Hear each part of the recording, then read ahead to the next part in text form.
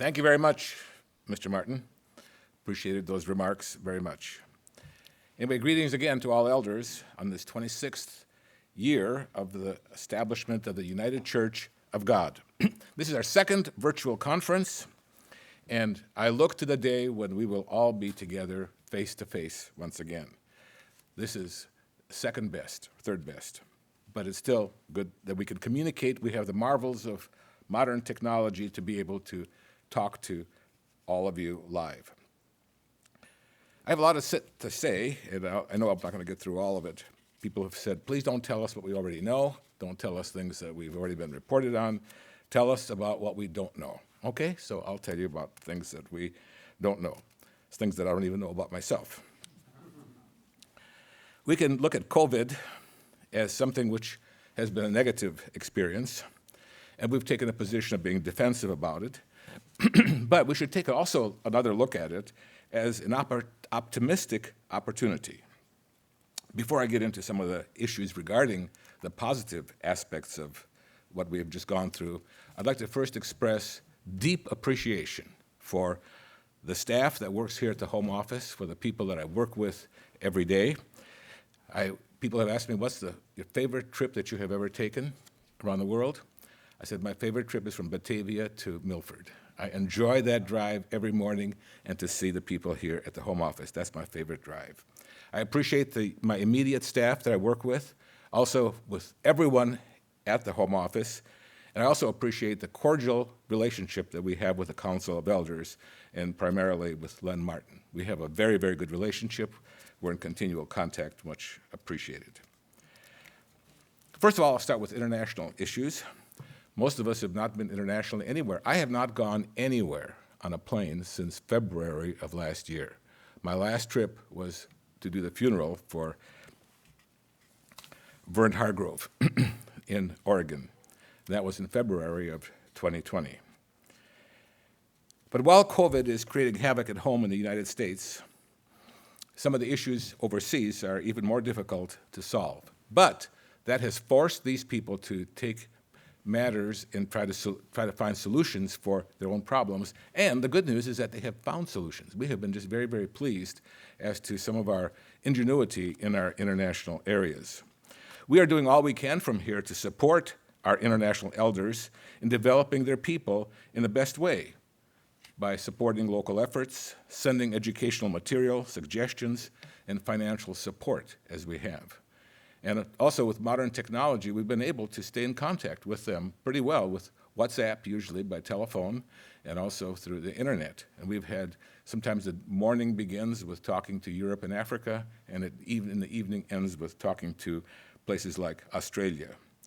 In the countdown to Pentecost, I've had a feature in the e-news featuring different churches, some in the United States and some overseas. The two in the US that we featured has been the establishment of a Bible study in Northeast Ohio, but the one also last week was about Indianapolis, and that's a marvelous story.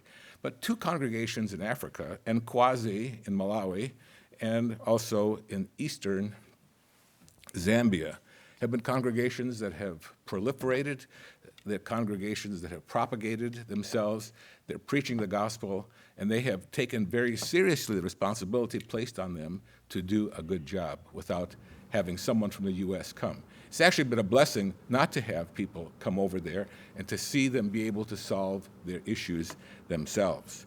It's been a good test in that way. We don't know when travel restrictions will be lifted, but even then, if they are lifted, there are still issues about quarantines. There are issues with a spike in COVID, as what we see in India right now, which is a terrible situation, with them spiking from 15,000 new cases a day to over 350,000 cases a day. It's been very terrible. We don't know where that will lead. Countries like Sri Lanka allow visitors, but they must face a 2-week quarantine. So it really makes travel not possible. And for the most part, I think it'll probably severely hamper the Feast of Tabernacles this year. We have other problems, such as in Myanmar, where there's a civil war going on. We thought that we were in a period of peace here 5-6 years ago, and the deans were able to go there for the Feast of Tabernacles, as well as others from Australia. But now it's back to lockdown militarily. We don't know how that will fare in those countries. Certainly our prayers are for those people and also for our brethren in Hong Kong, where the Chinese are leaning heavily on the people in that area. So certainly internationally, our prayers need to go to those people. We need to be very thankful in the U.S. that we have the freedoms, that we have the protection, that we have the prosperity. As was brought out yesterday, we don't know how and why it's so good. I mean, all the signs point to, we can't live this way forever. You can't just live on printed money, but it seems to work. So let's appreciate what God is doing to help us to do what we can.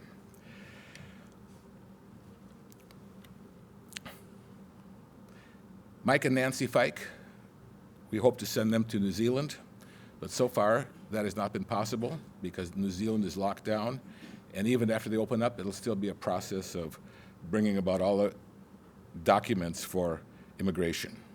They came to the Home Office, but now they've been reassigned temporarily to North Dakota to help out an area where an elder was injured. Also, we've been able to provide support for our places overseas. The ABC fundraiser recently here raised $11,200 to build a church hall and remodel another church hall in Ghana. So life continues and we're able to still do a lot of things. Again, I want to thank Aaron Dean for working on a lot of the details between me and those areas. There's just a lot of details that have to be resolved, phone calls to be made, sometimes delicate emails to write, and Aaron is very good at that. So I appreciate his work as international advisor far more than I can express. Okay, about United Youth Camps and our teen camp update. Good news. There will be camp this year, writes Steve Nutzman. There are 430 teen campers registered at least one of our 5 summer camps. So everyone is very optimistic about that after a very, very sad year of not being able to provide that for our youth. Because of the many regulations in California, High Sierra Camp will now be held at a new facility in the Prescott, Arizona area. The Northwest Camp, the facility that we have used, is laboring under many, many regulations. That was our star camp that would not allow for an enjoyable camp experience. So we're working on finding another camp area in the state of Oregon. So he asks that we pray for a very profitable and safe summer camp season. We've had so many times when things are just going real well and then all of a sudden we have to cancel. Let's pray that that does not happen. So I thank Steve Nutzman for the work that he's done with that. Feast of Tabernacles for the coming year.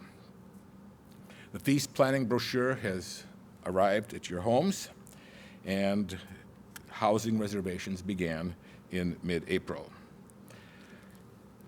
Normally we had 60 feast sites overseas. Now 45 are expected. 15 will not be able to take place, and of those 45, transfers will not be possible to them.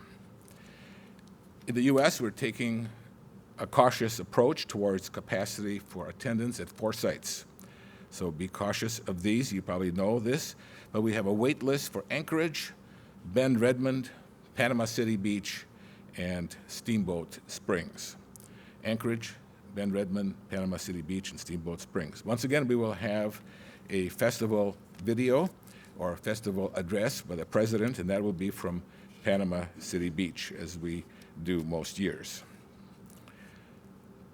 Last year, before the feast, we had 9,400 people registered for the feast, and currently we have 6,300 registered, but we do expect another 3,000 to register between now and the Feast of Tabernacles. This is a normal pattern, so we're sort of on track to where we were last year, and we would have to say that last year was a good year for the feast. We certainly enjoyed the feast in Gatlinburg.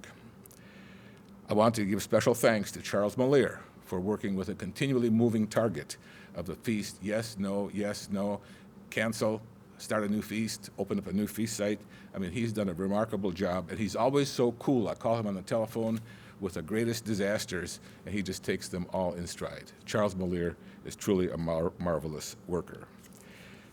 My wife tells me not to overblow people, but I can't help it. Some people just do such a fantastic job that I can't help myself. ABC. Ambassador Bible College will complete the current academic year, and graduation will be next Sunday, a week from today. We have a lot going on here with the Council of Elders, the GCE, the Council of Elders, then graduation for ABC, and following that, 5 days of continuing education, and following that, Pentecost. So it's been everything's been scrunched into a very small period of time. ABC had 20 students this year that ranged in age from 18 to 66. They came from the US, and one was from Australia. We held in-person classes almost the entire year. Last year, we could only hold in-the-house classes for half the year. But this year, only a week and a half that we were not able to have classes here, and they were held online. Other than that, there were no major disruptions or problems. The ABC choir included all 20 students this year. Everybody was in the choir. So when they were here, the choir, please come forward. The whole class came forward. And they performed for several area congregations, and last weekend visited Knoxville, Tennessee, as the centerpiece of the class trip. I was privileged to go with them to Columbus, Ohio, for their trip up there, where they performed so very, very beautifully. ABC plans to have in-person classes in a regular curriculum next year, beginning in late August. We're looking forward to that. But I will have to say that enrollment for the coming year is on the low side because people are uncertain and people are just not sure. But we really would like people to make a commitment for ABC. We do plan to have the class. And please talk, as Mr. Martin said, you have responsibilities. One more responsibilities you have is that you are to be scouts. And we would like for you to talk to people who might possibly be interested in ABC and sell ABC to them. Once you're here, and the people who have been here, the way we've bonded with the class this year has been absolutely a marvelous experience. We've gotten to love each other. We've gotten to learn from one another. It's been a great experience. So if there's somebody in your class or in your congregation that may be a potential candidate for ABC, talk to them. We will have some more promotional pieces coming forward. We'll like you to play the ABC video and perhaps other things that we wanted to do. Also, ABC Continuing Education is very popular. A full week of classes in apologetics, Daniel, Revelation, general epistles, and more is scheduled for a week from tomorrow. It starts. It's a good dose of Bible sampling. Once again, we want to thank Frank Dunkel for the work that he has done as coordinator of ABC. Now, we have to put up with all kinds of matters relating to safety here, masks, just health concerns, all that type of thing.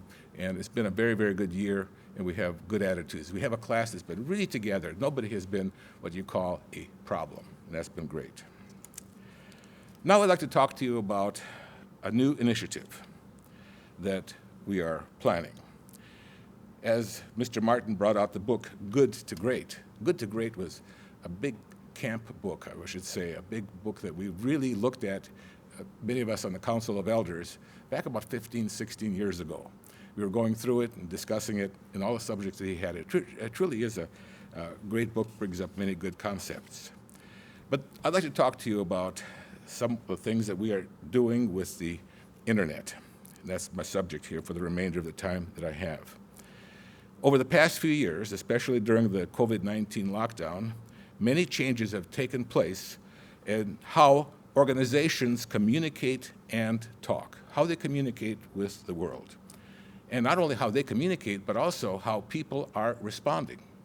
Because that is always in a shift of how we're communicating, and also what's shifting to is how people are responding. This is particularly true with churches, like the United Church of God, which dedicates considerable resources to preaching the gospel and preparing a people.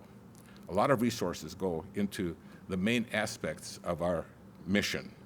But also we have a third responsibility, a command from Jesus Christ, to make disciples of all nations. And that could be a pretty daunting task. As you know, our internet and our web resources play a huge role in achieving all three of those objectives. This is causing us to ask the following: how do we truly engage people in a media-saturated world?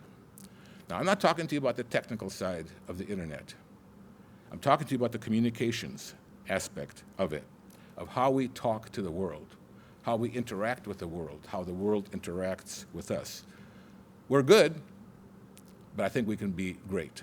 We have so many aspects already laid out of content, of dedication, of longevity, all those factors that really stand for a mature internet presence that needs to be lifted up to the great. And I feel like we can really go places with the mission that we have.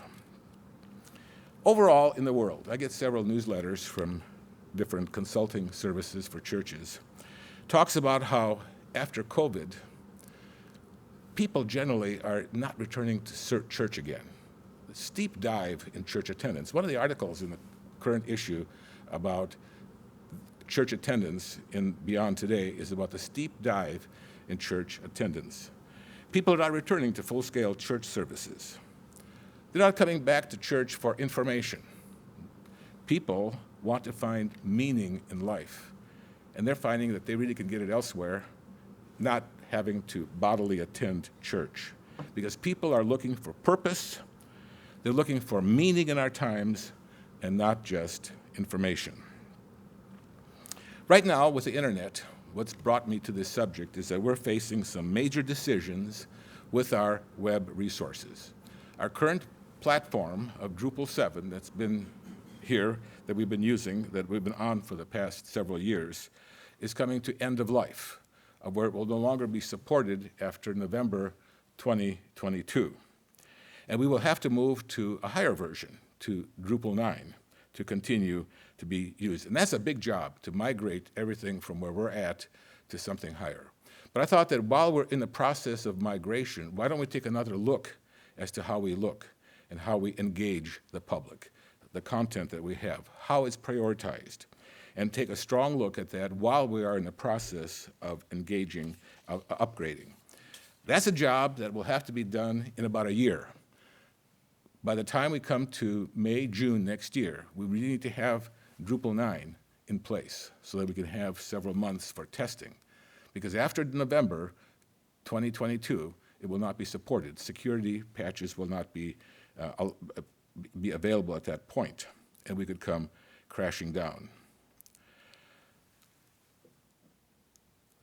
We have become acutely aware about how the internet has dramatically changed, and more importantly, how organizations like ours use technical changes to better achieve their goals and objectives. And the new focus of web platforms like ours is not just to educate. The big term that's being used now is we are to engage. Through on-target content, something that is very, very direct to the people that need to have that content by finding out more about them, through automated emails, and some of this we have. I know we have these things, but they're really not developed to the level that they can be. We want to engage the people that come to us. We want to talk to them. We want to find out who they are. We want to be able to serve them. And this represents a new mindset, one that requires extensive preparation on our part to meet the expectations of people who come into contact with us. Our present website, which has hundreds of thousands of pages, we are huge. We're a huge website with 500,000 to 600,000 pages of content, a lot of videos, sermons galore. And it's reached important levels of ranking and service. Credit Peter Eddington and the internet team here that has done so much to maximize the current website. Again, that's good, but we could be great as well. We're just full of blogs, articles, full library of content, videos, TV programs, short videos, you name it, we've got it. We have all kinds of information. We're looking to add more things like animations to our website, variable length videos, things that appeal to particular groups of special interest to them. I want to make sure that we're also considering the best ways of preaching the gospel, which is an outbound function. We also want to provide support and prepare members and coworkers, which is an inbound function. So we want to have a function of reaching out and coming back. We want to have a website that when people come to it, they are greeted with, how can we help you? What can we do for you? Who are you? Let's talk. How can we provide the things that you are really wanting and needing? So what are we considering? I'd like to give you a relevant example just of what's happened in the last couple of weeks with Bev and me. We enjoy National Geographic videos. In fact, the last National Geographic magazine was about the secrets of the whales, those of you who get National Geographic. And they were advertising a grouping of, or series of documentary videos. I thought, wonderful. Well, when we tuned into that, we found out that you had to join the Disney Plus channel to be able to see those videos. And so we did. It's an all-streaming video channel. It uses the best technology available. You go to their website, you could connect with them through your television and through the app that they have. They use the best customized iteration, what is called Customer Relationship Management, CRM. That's a word that you'll be hearing, or acronym more, Customer Relationship Management. We found that when we clicked on the video, on the first one, about the humpback whale, we found that, well, we discovered later that we were well tracked. They knew who we were. And after we watched that video, they came back and said, would you like to watch another video? That since you liked the whale. Then they directed us to another series of documentaries on whales. I thought, how in the world do they know that we're so into whales? Well, they already tracked us. They saw how long we were on watching those videos and how crunched together that was. And then they came back with saying, because you love whales, how about dolphins? They brought us to a series. So we thought, well, that's great. Dolphins are wonderful too. Then they came back with sharks. You must love sharks as well. And then they started offering emails, offering books. They started offering other services and found out that they really knew a lot about us, which I did not mind. I didn't mind it because I'm the one who opted in. I trust National Geographic. And I trust Disney, I think. Disney's okay, because that's the one who is the purveyor of the National Geographic videos. But I already had a positive relationship with these people, and I knew that they would give me good things. But this content relationship management is what brought us along, was automated, and it brought us along to finding out more things that we could choose from. Many other churches and religious organizations use sophisticated CRM. You go to some of the major websites, they have ways in which they, if I could say, track you, follow you, but they look to see what you're interested in and do the same thing for their content and become highly interactive with seekers, with people who are trying to find out more about life, the purpose of life. And it designs websites that information is easy to find and presented in a relevant manner that enhances their online experience and makes things useful for others. I've talked about, going back to where I was working before the United Church of God, we talked about moving people up the ladder of involvement. In other words, we have people that come to our website, they stumble onto our website, they subscribe to the magazine, and then we want to get them further along towards becoming interested in the church. That has changed. Today, you might say that when people they want to go beyond just what they have, they don't climb a ladder of involvement. They climb a jungle gym of involvement. They've already been to a lot of places that we know that they've been to. They've been to other congregations similar to ours. They're very, very knowledgeable. So they have to make more complex choices in today's world. Do you know that every day you have 3,000 to 5,000 messages that come into your head? These messages come from TV media, cell phones, comments from friends, billboards, browsing the internet, and hundreds of display ads that saturate the internet and much more. 3,000 to 5,000 messages every day. There's no way to individually process these messages. We have a built-in filter that filters out everything but maybe 200 of these messages of the things that we're most interested in.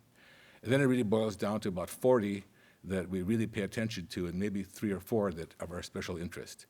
If we had to process every bit of content, the information that comes to our mind, we would go mad. We already do with the things that we have in front of us. Right now, with our Internet Web team, we call it the Internet Steering Committee, we have recognized and acknowledged that over the past 25 years, we have assembled a huge body of articles, blogs, and content. It's a huge heap of information that is all over the place on the website. We want God to lead people to our website, and we want them to find the critical things that they need. We need to find out more about who really communicates with us and why they communicate with us. In my next coworker letter, which is a subscriber development letter, which is going out next week, we'll try one new thing. We'll try to find out what are people's interests. We'll do kind of a survey in that letter. Are you interested in prophecy, world news, interest in health, whatever? And we'll try to maybe be able to categorize our audience a little bit more critically. Can they be served information in a format? They could be maybe asked, what type of format would you like? What types of things would you like us to produce? What types of things grab your interest? I'd like to find out how they process information. We need to come to a point, fellow ministers, everyone, where we move up from good to great. Like they say, if you don't stand out, you don't stand a chance. And I do believe that we have the makings of personnel, of dedicated people, of managers, of content, of things that have been written for many, many years. We're not an upstart that's just starting and wanting to make our mark here. We have content that is 25 years old. I was in the Home Office in 1996 when we got UCG.org. We were surprised that we were able to, even back then, to get a 3-letter .org acronym for a website. And truly, I believe that we could make it into some place that could be really a repository of useful information that brings people along the involvement ladder, jungle gym, if you will, to where they need to be. They can talk to us, we can talk to them, we build a trusting relationship and a closer relationship. We have a small church, our resources are small, but I do feel that we have the grit to make it what it really can be. And I am fully confident that we can do it. So here are some questions. Here are some questions that I'd like to ask you to pray about. Okay, how does the United Church of God research, plan, and develop an online platform that better engages people and builds a digital relationship between us and them, and can become a regular go-to online resource that people say, well, how do we find out about this, either doctrine or what's happening in the news, whatever? We go to ucg.org. That just becomes automatic. That attracts people through compelling and relevant content. I feel that our website is the best source of information on God's way of life on the internet. I truly believe that. How do we take advantage of this to build relationships with those people that come to us for that information? That's a question I have. And that's what I'd like to see us answer in the next couple of years. 2, how do we communicate God's point of view on contemporary issues on our homepage, of things that happen right now, this week? We have some terrific writers. We have some terrific video presenters. How can we be encouraging in a time of discouragement? People are burned out. We have people even among us that say, I am burned out. Out there in the world, people are burned out. They're looking for support and relief. How can we provide spiritual solutions in a way that is more effective? And not just say that what we have is good enough, but how can we be more effective? Burned out people want solutions. They don't want to stay burned out. And millions of people are searching. Many people are seekers. Many people are God-fearers. We don't know about them. can we help them? People are looking for purpose.